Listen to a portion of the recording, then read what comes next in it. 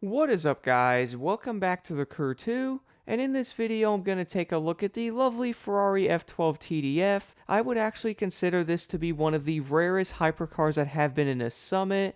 I would say the other car on that list is probably going to be that Pagani, but overall I really do think this TDF is an insanely nice looking car.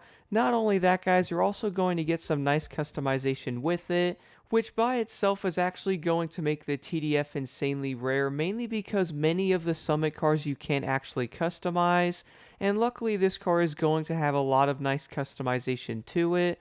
To be honest, guys, I'm probably not going to go over like every single part that I normally do with a lot of the customization videos, mainly because I do feel like a lot of players are going to want this car and or customize it. Overall, though, I do think this Ferrari is pretty dang awesome, and luckily you can actually customize it similar to like the Performante. I really do hope in the future and or like in Motorfest we can actually customize more of these cars that are going to be showing up in the summits. I think that would honestly be pretty awesome, and also give a lot of players a chance to really change around the cars if they maybe don't like something on it. I really do hope we can see something like that in the future, but overall, I really do think this TDF is going to make a lot of players happy, and at least it is going to have a lot of nice customization to it, especially compared to basically every car that has shown up in Summits, which you normally can't customize any of them in or like a special edition, so at least you can actually change some stuff around on this TDF. Not only that, I also believe this is like the third time this car has come out, so it's definitely going to be on the rare side as well, but let's go do an outside look of this car right now and take a look at that interior. Then I also want to take this F12 TDF on a top speed test and jump into a hypercar event to really see how this thing can actually perform. And then moving over to the outside look of the TDF here, I didn't realize how nice this blue color actually looks on this car. Before, I do remember I actually had this thing orange, and I do believe yellow a long time ago, so I really do like the fact that blue does fit this thing nicely. I also really do love those black Ferrari rims on there. Not only that, guys, this car also sounds incredible.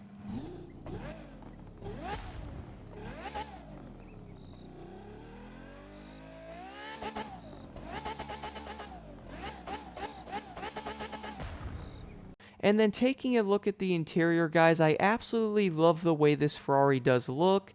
I also do want to know in the comments below, guys, what do you guys like more, a Ferrari's interior and or a Lamborghini's? I know they're a lot different, but I also feel like a lot of people are going to like one more than the other. For me personally, I'm going to be insanely mixed, but I do love the way a Ferrari actually looks. I like how the vents are designed, plus the carbon fiber on this thing is gorgeous. If you guys were wondering though, the only flaw with this car is the fact that the steering wheel RPM reader is unfortunately not going to work in this vehicle, but at the same time though, I also can't get insanely mad due to the fact that the RPM reader doesn't work on the steering wheel. I also do know the one on the 488 Pista doesn't work as well, so if you guys are going to be an enthusiast, especially for the Ferraris, it's probably going to be pretty unfortunate that yes, the RPM reader isn't working, but overall it's kind of surprising you can actually see the detail of basically every button in this car, when normally some of them are going to be slightly like kind of faded and or kind of blurry with like not a lot of detail. So I really do love the look of this Ferrari. I would say this is going to be one of the best looking interiors in the game.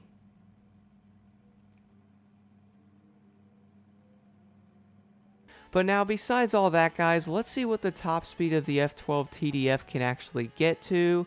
Now, similar to many of the other Ferraris in the game, I guess you can say in general and or real life, these cars are going to redline pretty dang high, which I do love the sound of the engines in the Ferraris. Whether it's going to be a V12 and or a V8, I do think they sound pretty insane, and they're obviously going to sound differently than like a Lamborghini, but with a higher RPM in this car, I would say it's going to make it slightly easier to race this thing around corners. You'll also be able to find gears a bit easier as well, which I will jump into more of that here in a second. But my goodness, the top speed of this car is also going to be on the higher side as well.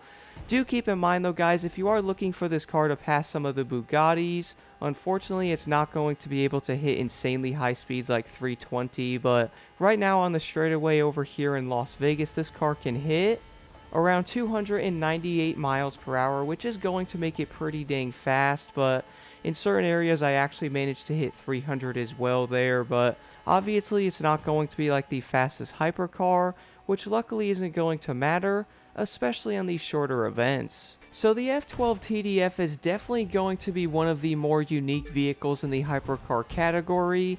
I always found this pretty interesting because even back in the day, guys, I never really saw people run this car. That's most likely going to be due to the Bugattis basically being better in every way. I mean, they for one can almost hit 320 miles per hour, and a lot of them also handle and or accelerate insanely well, so it's obviously going to be hard to pick other vehicles even if you do like them. And when it does come to the summits, a lot of players are most likely picking the best cars to compete. I would like to see some of these oddball vehicles like the F12 actually compete though. Even with the F12 not being the best hypercar in the game, I would still say you can easily compete in many of the summits and or a lot of the races with it. Of course, do keep in mind, guys, I did notice the overall acceleration and or speed on this car is probably not going to be the best above 250 miles per hour. I would probably say that's going to be the biggest flaw with this car overall. But even then though, on many of these smaller events, I would say this car can do just fine. It does have some nice handling and or stability as well. But one thing I did notice about the TDF that many of the hypercars seem to have an issue with, including the Bugattis as well, and that's going to be the stability going over hills and or turning. If you are going over a hill for that matter, the car does get slightly squirrely, which I do think is going to be a bit of a problem if you guys are going around a corner and you happen to lose control and or destroy your time in like a summit. So do keep that in mind with the TDF though. I do think this car does have that flaw to it. I don't think it's going to ruin the car, but I was noticing it around certain areas.